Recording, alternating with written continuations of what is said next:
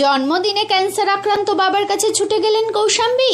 ছবি শেয়ার করলেন অভিনেত্রী। গত মে মাসেই ঘটা করে অভিনেতা প্রেমিক আদ্রিত রায়ের সঙ্গে সাতপাকে বাঁধা পড়েছেন অভিনেত্রী কৌশাম্বী চক্রবর্তী। বিয়ের পর হানিমুনেও গিয়েছিলেন তারা। এরপর বিয়ের এক মাস কাটতে না কাটতেই হঠাৎই মায়ের মৃত্যু সংবাদ পান অভিনেত্রী। মায়ের এই আকস্মিক চলে যাওয়াটা কিছুতেই মেনে নিতে পারেননি তিনি। তবে এখন নিজেকে অনেকটাই সামলে নিয়েছেন নায়িকা। আজ 11ই আগস্ট কৌশাম্বীর বাবার জন্মদিন, তাই আরও একবার সব ফেলে তাকে শুভেচ্ছা জানাতে পৌঁছে গেলেন অভিনেত্রী। তারই কিছু মুহূর্ত সোশ্যাল মিডিয়ায় পোস্ট করেছেন তিনি। নিজের ইনস্টাগ্রামের পেজে বাবার সঙ্গে মোট 4টি ছবি পোস্ট করেছেন কৌশাম্বী, আর পাশে রয়েছে তার মায়ের ছবি। ছবিগুলির ক্যাপশনে কৌশাম্বী লিখেছেন, হ্যাপি বার্থডে বাবা। প্রসঙ্গত তার বাবা আগে থেকেই ক্যান্সারের রোগী, তাই মা চলে যাওয়ার পর নিজের মতো করে বাবাকে আগলে রেখেছেন। জন্মদিনে ক্যান্সার আক্রান্ত বাবার কাছে ছুটে গেলেন কৌশাম্বী।